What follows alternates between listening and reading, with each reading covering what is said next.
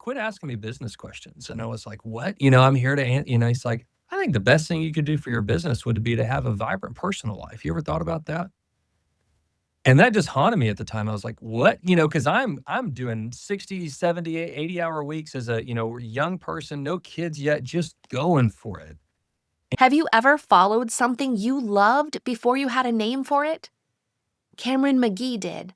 And what grew from that curiosity became a career, a company, and a culture that is changing how an entire industry treats its people. This is the Your Next Success podcast, and I am your host, Dr. Carolyn Sengel. We explore how to build a career that truly fuels your life. And you will hear stories from people who have navigated big career transitions themselves, so you can create a life-first career and become your own version of authentic success. One that is aligned, meaningful, and truly yours. Cameron Magee is the founder and CEO of Avad 3, a national event production company trusted by Walmart, the White House, and many other amazing places in between. He built it over 15 years, first from a dorm room in Arkansas, then into a team producing 140 events a year across the country. He started with a question at 12 years old, and someone who said yes. And he has been asking and building ever since. At heart, you'll see Cameron is a teacher who happens to lead a production company, and the culture he has created reflects that. One where planners lead with confidence and the people behind the gear are genuinely cared for. Cameron Magee, welcome to Your Next Success. I've been looking forward to this conversation with you for several weeks now. It's good to be on the show, and thanks for having me. So we are going to get to all of the amazing, fascinating things that you do as far as putting on large-scale events that people could only dream about, not understanding like what all goes into that. We're going to get to that phenomenal company that you have built. And let's start, though, at the beginning. Help me understand, like, where were you born? What was life like for the very youngest little Cameron? Yeah, I've spent my whole life in Arkansas. That's the simplest way to put it. I was technically born in Louisiana. I was there for 6 months. My whole family's from Texas, but I've been in Arkansas since I was 2. So I'm in Arkansas. I'm 36 now. So 34 out of 36 years, I'm an Arkansan. What was your dad doing that he was kind of moving back and forth a little bit? My dad is not entrepreneurial. Like my mom, nobody in my family is kind of the small business bug or the entrepreneurial bug like I do. My dad was a faithful bank employee, for lack of a better word, for his whole career. Incredibly successful career doing wealth management, stock portfolio kind of trading for wealthy people. And he was one of the best at it in the country. I'm super proud of my dad. But those early years, yeah, he was hopping banks and things. And then the Walton family moved him to Bentonville, Arkansas for an opportunity. And he was with them for my entire life, basically just retired. So super proud of my dad. That's awesome. Did your mom ever do anything aside from raising amazing children? My mom is also a wonderful woman, world-class professional. When we were super young, she paused her career and focused on us. But once she was able, she went back to the workplace, and she was the executive assistant to the mayor in our town for, 15 years. She just retired last year as well. I'm super proud of my mom. But yeah, I have an executive assistant now. I'm really into executive assistants. I think it's the key really for a successful entrepreneur. We call mine my entrepreneurial assistant, EA, a different E. But my mom is just a world-class EA, and it makes all the difference to the mayor. Every time they see me, I could have never done what I did without your mom. Thank you, Mom. And that's how I feel about my assistant. So yeah, both powerhouses, but just not small business entrepreneurs. They still are kind of like weirded out by the amount of risks and things that I take. And they're very supportive, but it has been foreign for them each year, and them understanding what I do. It's still funny, but that's everybody's parents. It would be a great podcast to just get on the phone with your parents and have them explain what you do. It would be a hilarious podcast.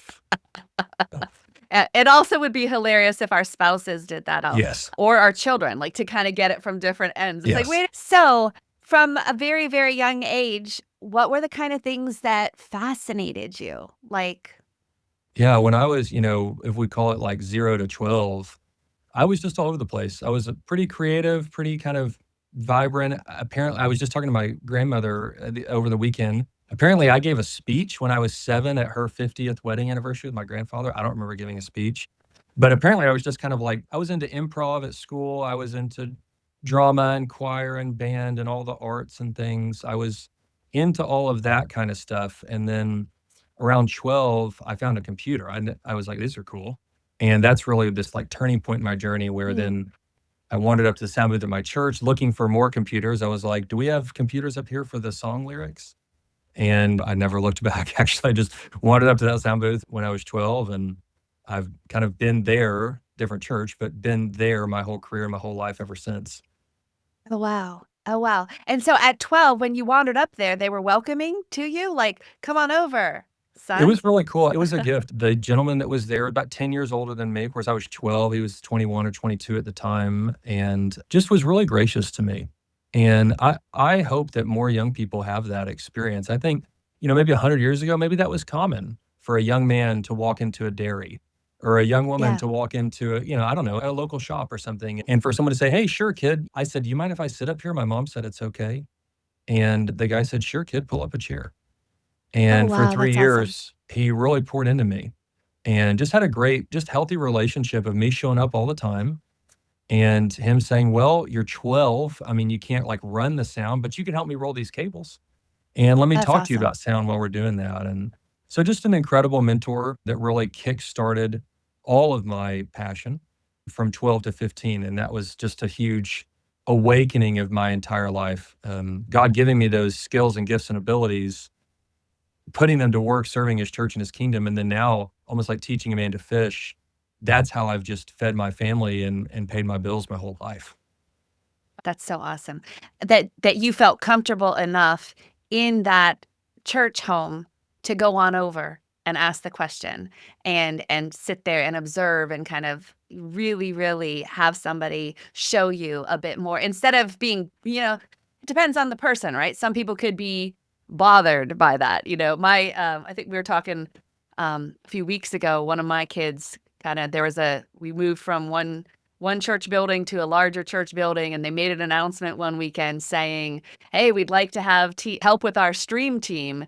And my, child who was, I don't know, probably 12 at the time, turns over to me and he says, "I want to do that." Yeah. And I was like, "Oh, how do you, as a mom, how do you not encourage that?" It's like, "Well, okay, let's go ask and let's see." And okay, so you started helping out at church. Did you also help out then in some of the drama or performances at your school? Or like were you on the stage or behind the scenes? No, Was at What that was point, I that? pretty much got off the stage. I'm on stage a little bit now in my life after this 12-year-old epiphany, but for the Yeah. most part, I was behind the scenes. I think what happened there, really the awakening also around that 12, 13 age was I wanted to do production all the time. I mean, it was like I had found, a treasure chest. I'd Mm. never been awakened like this is just so natural to me. I'd never really been good at anything else, particularly good, not athletic. I don't have great skills, but it just seemed like production came to me like just a duck to water, just 10 times faster, everything 10 times deeper. It was so clear. But church, only needs you Sundays and Wednesdays, basically. This particular church was a larger church, so we were doing weddings on Saturdays and funerals on Fridays. There was stuff going on, women's events, youth events. But even that, I was still looking for more to do, and so I remember going to the Pee Wee football, coaches in our little town in Arkansas and saying, "Hey, is anybody recording, like, the final game of the year? Could I record that and sell DVDs to the parents for $15?" And they were kinda like, "Sure, kid, that's adorable, like, you're 13, what do we have to lose?" But I made $900, and that's like $1,000,000 when you're 13. I mean, I thought I had inherited, like, the lottery, worth of wealth, and so I realized then, like, "Oh, I love production." In my little town, there's no part-time jobs for a 13-year-old to do production. It's not like pushing carts at a supermarket or working scooping ice cream or something, and so I had to accidentally become entrepreneurial to kind of fuel, "This is what I wanna spend my time doing, and there's nowhere who's gonna kinda hand that to me on a plate, but if I'll just go pitch it." So I pitched to the choir director, "Hey, can you give me 50 bucks and a sandwich to be at all the final choir concerts, and I'll run the sound and make sure the microphones don't feedback, and can I record the drama thing?" And all these different entrepreneurial type ideas, just a few $100 at a time. That's But awesome. getting good at kind of saying, "I see something that I want. I need to pitch that. I need to convince this person it's worth the money. But then more importantly, I need to give 110% value, whether they give me $15 or $1,500 or $15,000 or $150,000 now, like that's added zeros over the years. But whatever dollar amount someone gives you, it's like a vending machine. If they put in a dollar, you've got to give them a dollar 10 back. And if you Yeah. do, they'll go find another dollar and they'll tell three friends that you're not going to believe this vending machine I found. You put in a dollar, gives you a dollar 10. But that's the secret to business that I see now as an adult that I learned as a boy, realizing whatever someone gives you, just make sure you're giving them a little bit more back. And then they will call you three times and tell three friends. And that's the awakening I think that really happened at that young age that got me started on our small business journey at such a young, boyhood. Where do you think that concept of, over delivering, over giving beyond what you're paid? Did you ever read Napoleon Hill? Was it something that your dad taught, kind of mentioned? Did you just stumble upon it?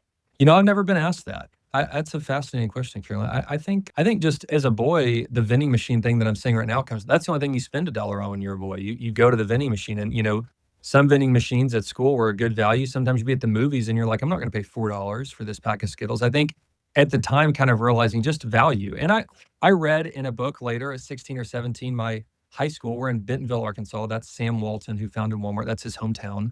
It's required reading at my high school when I was there. I don't know if it still is, to read the Sam Walton biography. And I remember reading in there this concept of value, but it was awakened in me at maybe 13, and then at 18 it was affirmed, like, oh, this is what Sam Walton Nice. built the whole enterprise on. But just if you're going to give somebody some money, you better get a value back. Yeah. I think that's inherent in my family. No one really sat me down to do that, but I can see all the decisions that my parents made over the years were never luxury decisions. We didn't have just bukus of money. They never made something. It's like, hey, this is the same car as that car. It costs twice as much because it's a Lexus instead of a Toyota. It's like, let's just make the practical, pragmatic Yeah. decision each time. I think that's maybe just where that value concept came from of, is this worth it or not? But yeah, I've never been asked that. Can I have to think about that? I think, though, you saw your parents modeling what it was like to have amazing relationships with the people that they were serving. And servant heartedness certainly was from my family and from my faith, and just being a servant and being humble. And that's my parents to a T. They're very content people. They're very gracious people. But yeah, the dollar concept or the 110%, I'll have to figure out where that came from. Mm. Did you have any siblings? I have an older brother. We've got a decent relationship. He's a pharmacist. He manages pharmacies now up in the Northeast, but he's also not really into the small business bug. He thinks I'm a little bit crazy. Pretty much everybody in my family thinks I'm crazy. How do you overcome that? Like, because there's times as an entrepreneur, and we're gonna get back to high school and all the traditional your next success arc, everybody. But I'm curious about this because, as an entrepreneur myself, just 3 years into it, it's a roller coaster. There are Right. days where it's like, yes, this is amazing. Somebody just told me that what I did helped them and Yes. transformed them in a way. This is worth it. This is great. Yes. Money is nice.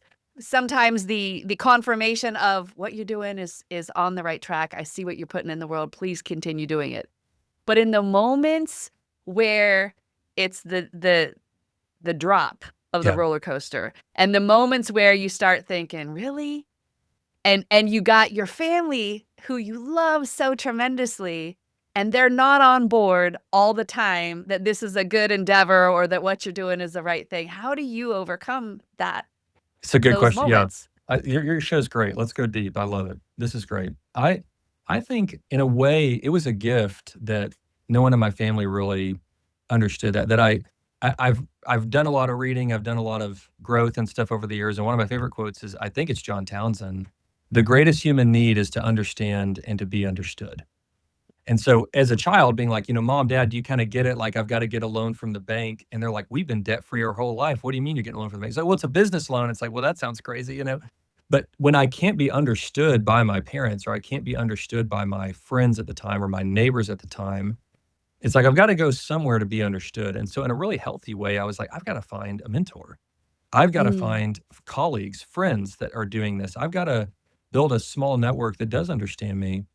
And I'm actually grateful that that was sought out. I think my mom, dad, brother, family could have kind of faked it till they made it and tried to figure, oh yeah, let's talk about it. That's interesting. But they still wouldn't have really walked in those shoes. I was thankful that I was able to find people to say, I'm seeking this out, almost like a hungry animal or a baby looking for, crying, I have this need, someone come help me. I found mentors, I found community. Today, I've formed a cohort of other, we Nice. call what we do event production. So I'm a small business owner who does event production. I formed a cohort of other people who do that, a small group from all over the country. And we get together every 6 months because we understand each other and we can talk about the hard things and the law things and the legal things and the payroll things and the HR things. And we understand each other so quickly. But I had that need, couldn't get it met in traditional sense of like, oh, my dad was a carpenter and his dad was a carpenter. And so I'm going to be a carpenter. I couldn't get that need met, but I met it in other ways. I met it in books. I read so many books because I didn't understand what I was going through or what I was doing. And so I was like, I need to read a Dave Ramsey book. I need to read a John Townsend book. I need to read a book from Dan Sullivan. I need to read these books to help understand what I'm doing. Got lots Um, of those right over here. they're great authors. They're brilliant. I'm thankful for the time they've invested in me through a book. $15 is an incredible ROI. And so I've sought those needs out, gotten them fulfilled in, I think, excellent ways. The first business book I ever read, I joke with other people that are like, oh, I don't like reading. I didn't like reading either. I hated reading in school. I was a B student.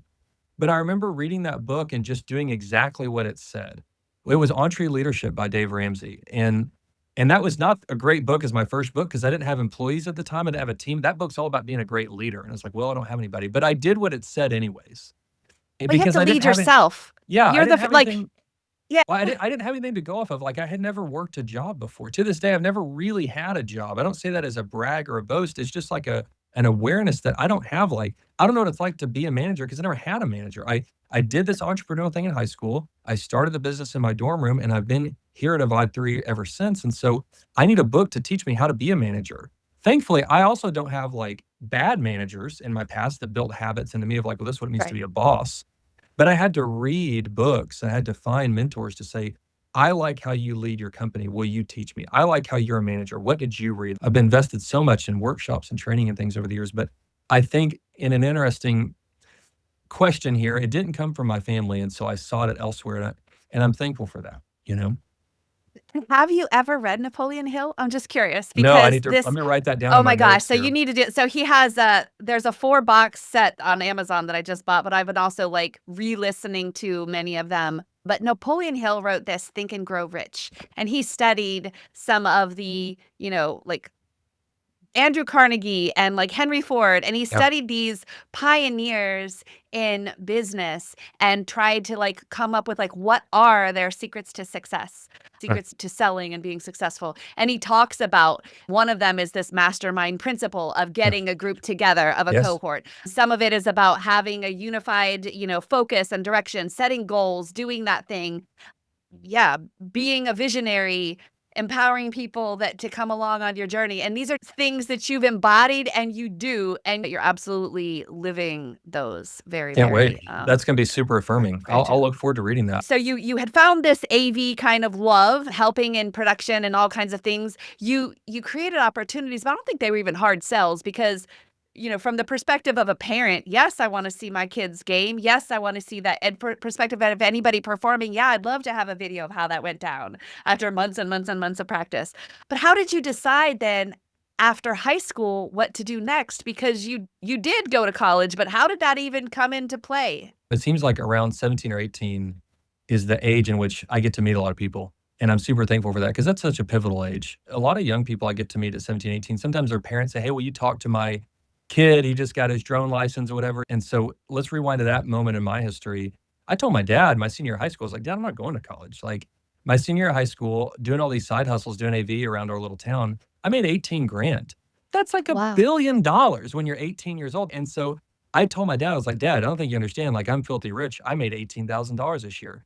And he took me back, put his arm on my shoulder and said, son, I think you don't understand how much houses cost. Like, that is I'm super proud of you, but you got to have a longer, vision than that. And so, and again, you have to realize in our small town in Arkansas, this is not New York or Los Angeles where we can kind of see and catch the vision of, oh, event production is a career.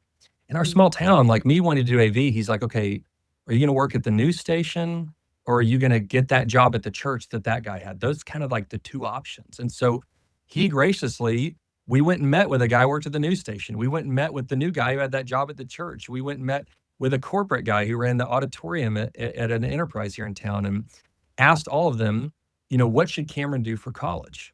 And I think my dad thought those hamburgers these lunches we did with these gentlemen, that they were all going to basically kind of trick me or not trick me, but kind of say like, oh, Cameron, you should totally go to college. Because my dad handpicked these guys I think you knew had college degrees. And so we sit down with each guy and hamburger after hamburger, lunch after lunch. We're like, no, I don't think it's really necessary. He could just, not go to college. And so it's this really funny dance with my dad at 18. You think you know everything at 18. And I'm like, look, dad, this is totally backfiring. Like, I'm not going to college. All these guys say you don't need to. And my dad didn't make me go, but he sent me that and said, I just want you to know, son, like, I really think you need to go. And I really think you're going to do AV. And I think you're going to hang the moon and you're going to soar and do all that stuff. But what you can start the year after high school, you can totally start the year after college. Just go give 4 years. College is the education. You might meet your wife there. You're going to grow up. You're going to learn how to eat more than just these hamburgers. There's so much that you're supposed to do in college. And he encouraged me. He's like, look, you need to go. And I didn't want to go because I didn't value education. I was a B student. Everything that school had taught me, I had not used. And everything I had learned outside of school from this mentor or teaching myself or books I'd used in spades. And so I was just like, I don't want to go. I got my ACT score up and we found a small enough college that ACT score got me a full ride. And Oh, so he's like, wow. listen, if you don't value college, Cameron, this is perfect. You can spend $0. And I was like, that's about what college is worth to me, which is so disrespectful because I respect higher education now. But as an 18-year-old, I was like, this is pointless and dumb. But I was able to go for free at this very small school. And so I went and we decided my major was going to be secondary education and I was going to be a high school history teacher. And we literally picked that degree. I love history. I love teaching. Yeah. But we picked that degree because I told my dad, I was like, I want summers off. I want to know at 3 o'clock every Friday, I can go do the actual gig that I want to do. And really in my wildest dreams, I thought maybe this business would just be what it had always been, doing DVDs for parents, running sound at little concerts. I thought maybe by age 40, I would have four people working for me, maybe tops, maybe we'd have like a bigger trailer, a storage unit, and some walkie-talkies. I never dreamed what Avad is today was possible because I hadn't seen that in our small town. And so I went to college, did this kind of almost throwaway major. I say that disrespectfully, but I'm trying to be respectful about it, and really incubated the LLC in my dorm room and really got serious about it. But that's kind of that chapter, if that's what you're looking for.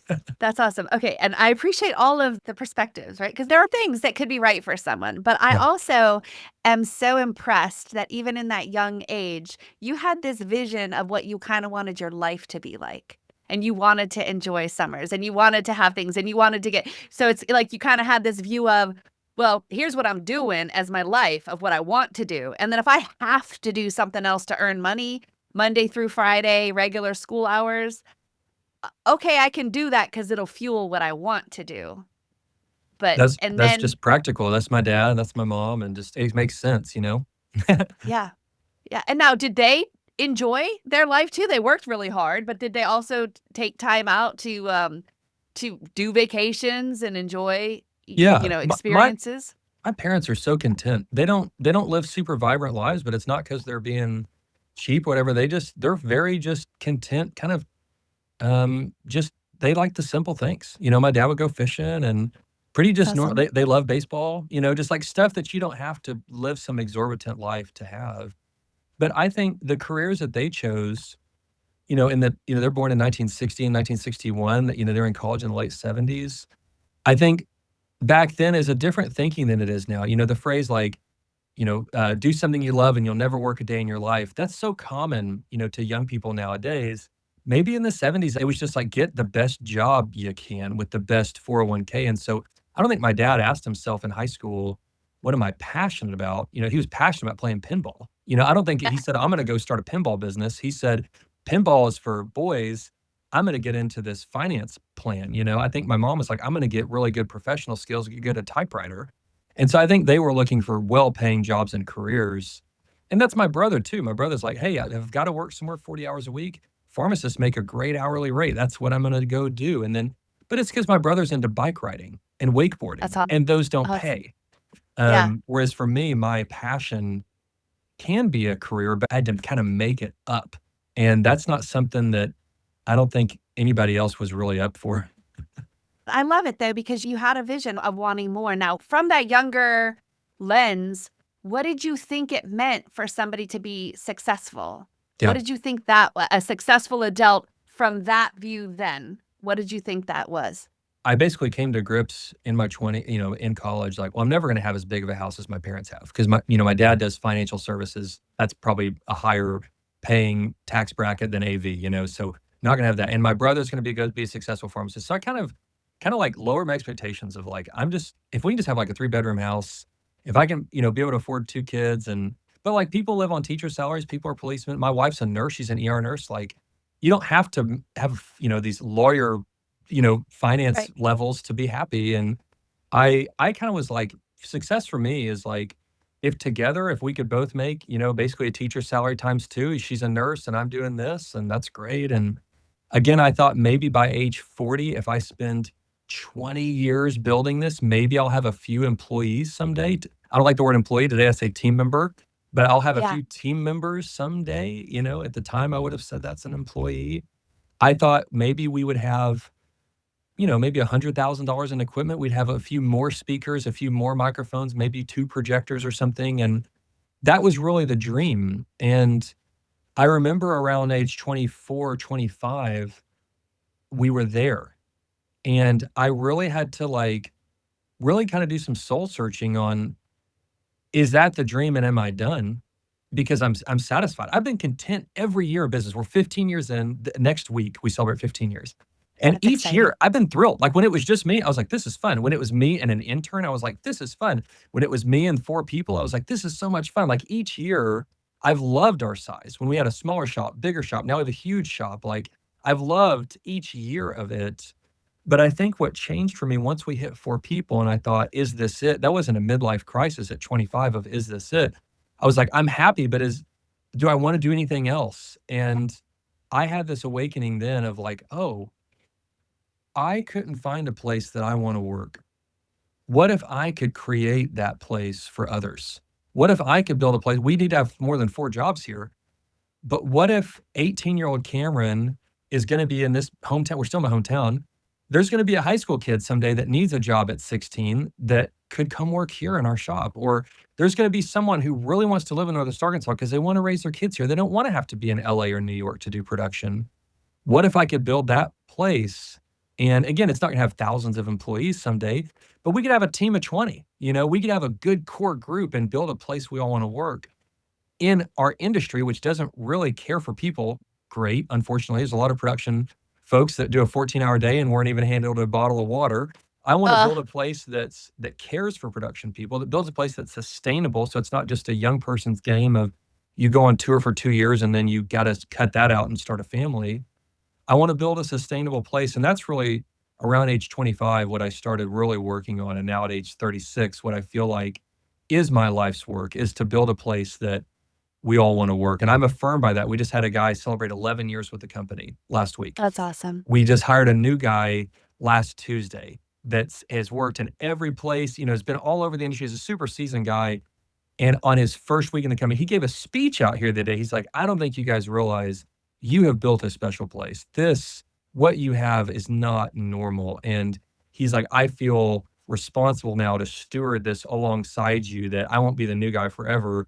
And I want to protect our culture. And that's really what gets me out of bed in the mornings now, is building a healthy environment for event professionals, Imagine what your life would be like if your career aligned with who you are, what you do best, and actually fueled the life you want. At Next Success, we support all ages and stages through career transitions, from students exploring majors or careers to job seekers actively searching or reimagining their next move to professionals committed to self-awareness and leadership growth. Stay connected and explore what's possible at nextsuccesscareers.com and follow Next Success Method on LinkedIn, YouTube, Instagram, and Facebook. That's awesome. Okay, so I'm curious, did you meet your wife in college? That's the best thing of college was I met Laura. Yeah, that's the best part. Yeah, because your dad said you might, right? Yes, So, that's the best part of college. Yeah, Laura and I met. Yeah, it was awesome. That's the best part. that's awesome. Okay, and so then as college was finishing and you were I guess if you were studying teaching, did you have to go be a student teacher somewhere? Yes, and I loved that too. I loved the kids. I was teaching 11th and 12th graders. That's great. Again, that's that 17, 18-year-old age where you have so much potential and you're right on the high dive of making these huge moves. I loved it. And I would Yeah. still like if a Vibe 3 was just like a wedding DJ business, if a Vibe 3 was like a wedding videography, if we were selling things $15 at a time, I would totally be a high school history teacher right now. And I would That's do this awesome. on the nights and weekends. But when I graduated, I decided to not get a teaching job for 1 whole year. I told my Okay. parents and her parents my senior year of my senior year of high school, I made 18 grand. I said, my senior year of college, my goal is to make a teacher's salary while still being a senior in college, still doing my student teaching.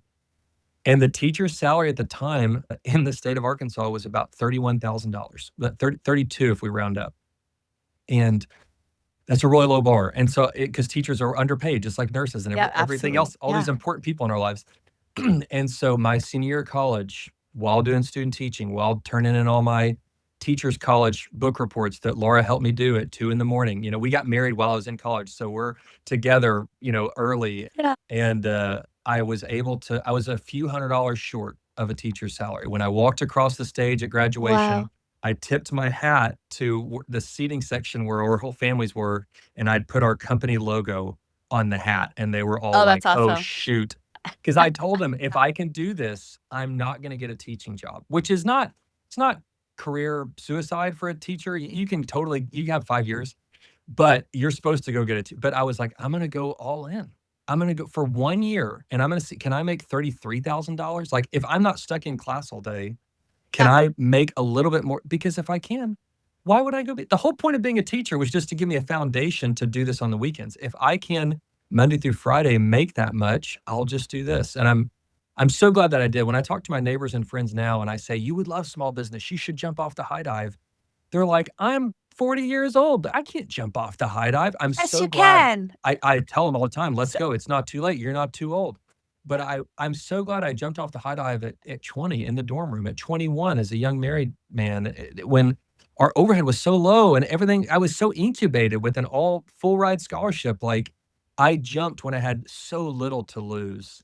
And I'm so glad I did. And I'm so glad I've stuck with it. But now at my age with 2 kids and our house and stuff, I respect when people are like, "I can't." I'm quick to say, "You can, it's a choice." But I'm glad I jumped when I did, and I encourage more people to try it. You can always, quote unquote, go get a job, but it is hard to try the small business entrepreneur route. And I wish more young people would do it because it takes so much energy. And I had more energy at 22 than I do at 36. I think there's some testaments to you is that you sought out opportunities to learn and gain experiences and try things like an experiment, right? Yes. And you had, a defined timeline and kind of what you wanted to achieve. And so you built this from, I guess, weddings and events and recording different things. And then when did you start to dream bigger? Or was it the people that you served well in little things then had bigger things? How did it how did it get to bigger? And we still haven't even like let everybody know like how big is it?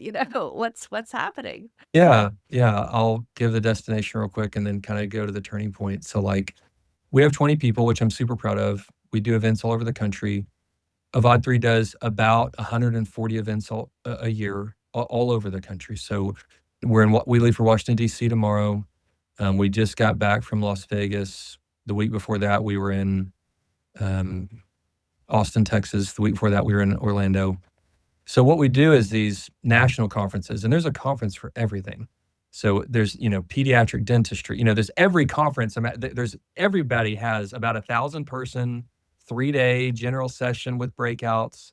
Our business is being the AV crew in the back of the room. So the association or whoever it is, they book the ballroom, but then we do the stage and sound and lights. And And so we send semi trucks and a couple of team members to all these cities. They form a local crew. We put on the show for a couple of days and we come home. But the turning point to go from like, okay, $15 DVDs to like most of those shows are around $150,000. Like usually, I mean, we can do AV for 50 grand, but you can kind of imagine like a decent sized crew and a truck and a couple of days and all the lights and sound and stuff, it costs money. Yeah. And so to go from $15 DVDs to $150,000, which I never really thought about it like that, but to add those zeros, really the turning point for me, two things. Around early 20s, I had a ton of courage. And I took that courage and was willing to pitch going from, what you would kind of call B2C, like selling to consumers, to B2B. And a $15 purchase price, as you said, to some parents is a no-brainer. But in some ways it's hard because it's their money. It's like, this is hard-earned $15. You're in a way, and I don't mean this crazily, but like $5,000 in the business world isn't that much money. And so I was able to pitch to some small businesses, hey, we should do a video series for you and get it on YouTube. We should shoot some customer testimonials. You're spending all this money on billboards and postcards. Let's try YouTube. And people would say, sure, we'll give you a $5,000 shot. Well, that's massive. Or pitching to, a community, hey, we should do 6 movies at the park and I'll set up the screen and projector, $900 a movie, we'll do 6. And they were like, oh, 900, we could totally do that. And so having courage to try those pitches, that's really what started almost our local or regional small business of, okay, now we're not doing just like the wedding, we're doing the 1,000-person gala who's raising money for the American Heart Association in our county Yeah. or something like that. That courage of saying, hey, at a business level, if you're going to put all these people in this ballroom, the last 6 years, the people in the back can't hear. I can solve that problem for you. We need about 9 grand, but we're going to hang some speakers and make it sound great and stop trusting the hotel. That courage was half of it. The other half that really was the breakthrough is not, and none of this I can really take credit for. It's all the Lord blessing it and people giving us a shot. And the people that gave us a shot at this moment was, we were doing these local events. And we had one of our clients who works at a big company use us when they were in town, but they started getting frustrated when they were on the road because Ah, we have a really high standard of service. And I'm really proud of that. Again, like I'm big on like, give them 110% and great service and show up early and tuck your shirt in and reply to that email rapidly. And so this client came to me and said, hey, you're not going to believe the prices that we're paying when we're in some of these bigger markets. It's such a high price. And it's such a low level of service. Would you just mind, just to satisfy my curiosity, would a VOD3 quote the same show we just did last week in town, but if we were going to be in Washington, D.C., what would that cost? And I quoted it and they gave it to me. And I was like, oh, well, I was so arrogant. I was like, we must be hot stuff. So then I quoted it in San Francisco, like the same month. They said, if we were to do this in San Francisco, another person asked me this. And I quoted it and they flew us to San Francisco. And I remember on the plane ride back, I was talking to her and I was so full of myself. And I was really full of myself for the crew. I was like, man, like my crew did a great job. You must have really needed us to have to bring us into California, you must. And she was like, you saved me $10,000. I was like, oh, we're cheaper. I didn't know, I didn't realize yeah. we were better and cheaper coming from Arkansas. With all due respect to California, like the rates are high, it's Yeah. just, it's how it goes. And so even with the truck and flights, we were cheaper. And that was a turning point where we started having really competitive bids at the national level. And we still do today. So that's kind of the like destination and the turning point, Carolyn. Now, coming from Arkansas, though, and coming from kind of, seeing the church sound and doing some of these smaller events, how did you even start to realize what was possible and what was happening in some of these larger events going on at other different places? Like, did you become the mole and go see what they did from the inside, or did you just see on TV and you're like, how they have that cool light? Like, how did you even expand into It's a good what you question. do That's now? another question. I don't think anybody's ever asked me. This is fun, Carolyn. Couple of things. When I was in college, I was a freelancer. I would go work other crews, and I got to work for Okay. some incredible production companies that I highly respect, and we're their competitors now, which is awkward because I really respect them and I'm cheering for them and I'm thankful for the era that I was freelancing for them. But now that we're set up, technically we're a competitor, and so I Yep. kind of salute them and have respect, but we keep our distance. So I got to freelance on some really big shows. Maybe a second thing is I just have ridiculously high standards. And so, if there's a better way to do it, I'm going to explore it. we did it. I was in an arena this morning, right before we're on the air 2 hours ago. I was in an arena, and we've been doing the show for 8 years. And I was in there pushing the crew on, like, I wonder if we could do this better. And they're like, we've done the show for 8 years. Like, we have it down. And I'm like, yeah, but look over here, we could do this. It's just this constant pushing of innovation. And I really value production. Just like a chef is not going to be satisfied with salt and pepper. They're going to be like, what if we did this, Yeah. And so I think that, and then I think, I don't know, maybe third, if it's not just freelancing and kind of seeing those, maybe not just high standards. The freelancers we hire now, the people I have been blessed to hire people that are 10 times smarter than me and that do shows that are 10 times bigger than I've ever seen and do 10 times as many shows that I've got to do in my career. And we have a process at Avod 3. At the end of every show, we basically hand out these notebooks. We do it digitally now because there's a lot of paper.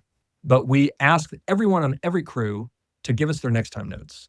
And so we do 150 events a year. Most crews have 10 people on. That's 1,500 moments where someone is telling us, hey, Arkansas folks, I know you did the stage wash this way, but out west, we've been doing it this other way for years, and you should really look into XYZ. And so and I read every note. And so we just get the answers to the test from the crew constantly. And it's for their benefit because they're saying, hey, we can work smarter, not harder. Quit doing it this way. We can use a forklift for this, just dumb stuff that we don't know. But we've learned it over the years because people have been gracious to share with us, just like people shared with me. Because then when they see us the next year, we brought the forklift and we made it easier and smarter and so we've just a culture of kind of Toyota Kaizen innovation, a culture of listening, a culture of saying we don't know. If you've got a better idea, let's hear it, and then implementing it. I think that's what's driven us to really high standards. We serve Walmart, largest company in the world. We serve the White House, the biggest, the honor in the world to serve that office. I think that's come from maybe that concoction, that diet of intake. But I'll have to think about that. It's interesting. I love though that like maybe after that plane moment where you were a little bit had an inflated ego at age and stage, that you started just showing this outward curiosity and vulnerability and making it a safe place for people to actually share their thoughts so that you could take them into account and continue to innovate and explore, curious about how can we make this better? How can we make this better? How not just settling. So that's extremely special to start with that mindset as the leader of all of these events, to take this into account, to have a process to capture it and go back and continue to improve. Like these are really, really foundational, transformational, amazing workplace, amazing leader kind of philosophies. I'm just so I'm so grateful to that you have these and you're passing them on to really help somebody's most important day, one of their most important events ever, come off with just allowing them to experience that joy of the moment and capture it and have everything work right. Thanks, It's so Carolyn. amazing. I didn't make any of it up. It's all from great books. I just did what the book said. I think that's the biggest posture. I talked to so many people and I said, "Did you read the book?" Like, "Yeah, I read it." I'm like, "Did you do it?" Said, "Well, I don't know. I kind of disagree with it." And Yeah. I'm like, "Well, just do what it says." Yeah, but so most people read something and that's insight and that gives you 20%, but it's the action and the Yes. iteration and the practice, that's the other 80% that you're right, a lot of people don't do. They just go from one book to another book to another, like, "Oh, well, did you have a coach?" No. Well, I mean, even the greatest athletes of the world have coaches, Yes, right? yes. And they're not just like listening to it and then moving on to the next coach and the next coach and just keep listening. Like they actually go back and reiterate on their processes and do the things that were said and try them out and get the results and then iterate and go again. So that's super fascinating. Okay, so you kind of grew this incrementally. You have been, putting on amazing events at all kind of places. What was a worst day though? You've had a lot of great days. What are some of the worst days you've overcome? Well, I guess I'd put it in two compartments. There's been, tough days on site where, you're against all odds, you rent in some extra equipment and it shows up damaged, and you're like, oh no, event production is a lot like building construction, but construction has like 9 months and we have like 9 hours or whatever. I don't know how it translates, but you can't, like the subcontractors can't under deliver. You have a problem. And so I've probably got, dozens of stories of just, a sub rental shows up and it's got a problem in it, or you show up and a freelancer had a family emergency, and you got a hole in the crew all of a sudden. That's a critical seat, and the client's counting on that. And we literally sell flawless event production, which when people read that, they're like, "You're out of your mind. That's not possible. You deal with technology, like technology fails. What are you talking about?" But we genuinely sell flawless event production. And so some people are like, "Well, that sounds expensive and I can't afford that." And we're like, "Well, let's try it. Let us quote it." But we really sell that. But there's been shows where a flaw happened. One of my favorite quotes from a client, he said, "It's not about perfection. Perfection's impossible, Cameron. Quit trying to sell me flawless event production. It's impossible. What I like about Evad 3 and why I keep calling you and your guys and your crew and your gals to come out and do this is it's how y'all respond when things don't go well. When the venue, the power goes out or Yeah. something happened, like you can't sell me perfect. I'm not trying to sell you perfect. I'm trying to sell you flawless where the audience didn't know any better. There's stuff happening backstage, but they don't know. Yeah. And so I love that quote about responding when something goes wrong. So I've got all sorts of stories of lights failing or microphones failing. And we've turned all those into checklist items now where we have backups and all those things. But then I've also got stories just from business.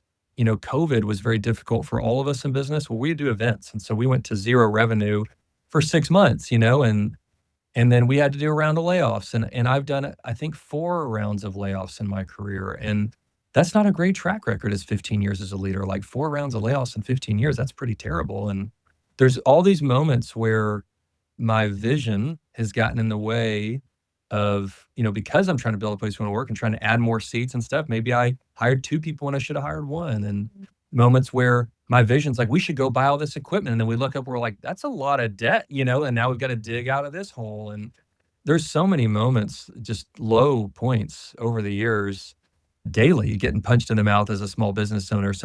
A key person resigns, and it's like, oh, we had a great person, they resigned. Or you've got a person who's not a great person, now we have to fire them. There's a daily, weekly punch in the gut. But just like investing in the stock market, you have to look back over 30 years and say, well, it's generally good. If you look at it on a Yeah. day-to-day basis, you're going to have a panic attack. But on a general trend, I wouldn't have it any other way. And when I really look ahead, we have a lot ahead of us to do and overcome. But when I look behind, I've been very introspective the past 30 days because it's my 15-year anniversary or 15-year celebration as a company. And we have a lot of gain behind us, more than we have a gap ahead of us. One of my favorite books from Dan Sullivan. And so I'm thankful for the highs more than the lows. But we could just go all night sharing lows. There's crazy stories, of course, Carolyn. Well, now, what do you do for fun, though? Like, what do you do to take a break? There's So some interesting stuff on your LinkedIn, and I'm like, wait, what? Yeah. Catch me up there. I hope people add me on LinkedIn. I love LinkedIn. Yeah, it's important to me. One of my mentors that I have mentors I do a monthly call with, and I have mentors that I consider a mentor. They've wrote a book. This guy David C. Baker, and I've read all his books, and he's done different seminars every other year. He'll do a seminar. I've gone to 2 or 3 of those. I'll never forget. He told me, he said, because I was asking him for all sorts of business advice, at like a Q&A session at one of the first seminars, and he was like, "You seem really driven." And I was like, "Yeah." And so I've got all these ideas. And he's like, "No, I mean, like, I don't think you're going to have any, like, quit asking me business questions." And I was like, "What? I'm here to, he's like, "I think the best thing you could do for your business would be to have a vibrant personal life. You ever thought about that?" And that just haunted me at the time. I was like, "What?" Because I'm doing 60, 70, 80-hour weeks as a, young person, no kids yet, just going for it. And, my wife's working nights in the ER. And so, I'm just working. She's just working. Yep. And he said, why don't you just have a vibrant personal life? That could probably be the best thing for the business. And I kind of called him on it. I was like, "Oh, sure. Easy for you to say, you're this successful consultant." And he's like, "Well, I race motorcycles competitively." And I was like, "You do what?" He's like, I'm a pilot. I just got my instrument and now I fly helicopters." I was like, "You do what?" He's like, we bought an RV. I've got my CDL and I pull and he started unpacking his personal life. And I was like, "Oh, I didn't know about any of that. I just kind of follow you professionally." And he's like, "Oh, that's the best parts of my life, and that fuels me." And so I made a commitment. I think I was like 25. I was like, I'm going to have a vibrant personal life. There's no That's such thing as awesome. perfect work-life balance, but yeah, so I play drums in a 90s country cover band. We have a show this Saturday. It's a The band is a joke, but we've been together for 10 years, so it's kind of getting serious. We play 90s country and I play drums and it's great. We've got a real gig Saturday night. And I became a pilot too. I've always been an aviation nerd. It's ironic that he's a pilot, but my best friend in high school was a pilot. That early mentor of mine was a pilot. My best friend in college was a pilot. That's awesome. All these people that I respect in my life are pilots. And so I've become a private pilot, kind of a general aviation guy. Got my instrument rating. I love flying. I serve at our church. I lead worship at our church. I'm kind of the interim guy. When our guy needs a break, I lead worship. These are the things that I do in my personal life. Of course, I'm a husband to Laura still. I'm a father. I've got 2 young boys. And yeah, I work my butt off. But you learn in 7th grade science class, a liquid, a solid, and a gas. A gas expands to the volume of the container that you give it. And Yeah. that's work.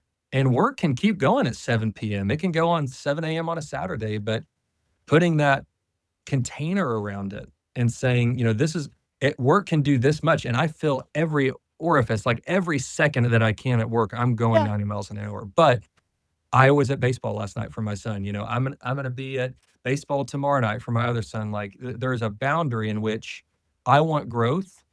I want professional growth, personal, but I don't want growth at all costs. Avod 3 could be 10 times bigger.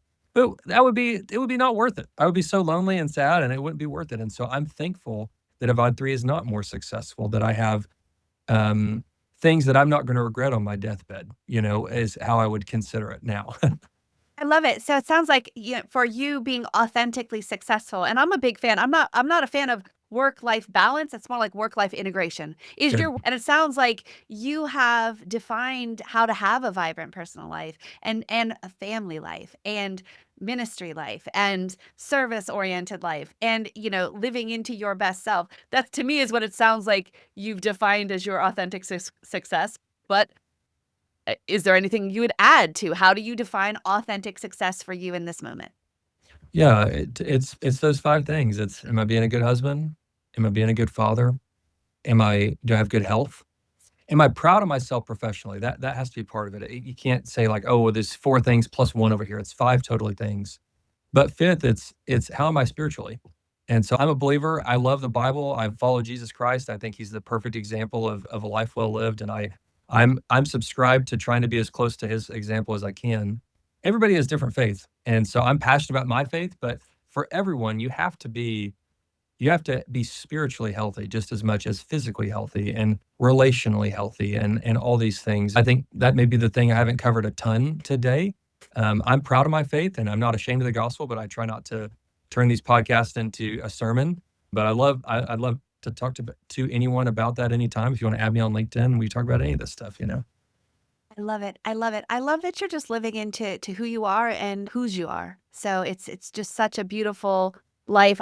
I am so grateful for you sharing your story from being a curious child, just kind of walking in and seeing what's up and to just following that and allowing yourself the opportunity to live into who you've been designed to be kind of all along and also helping so many others to provide and serve their families as well. So thank you so much for sharing your story. Thanks for listening to Your Next Success with Dr. Carolyn Sengel.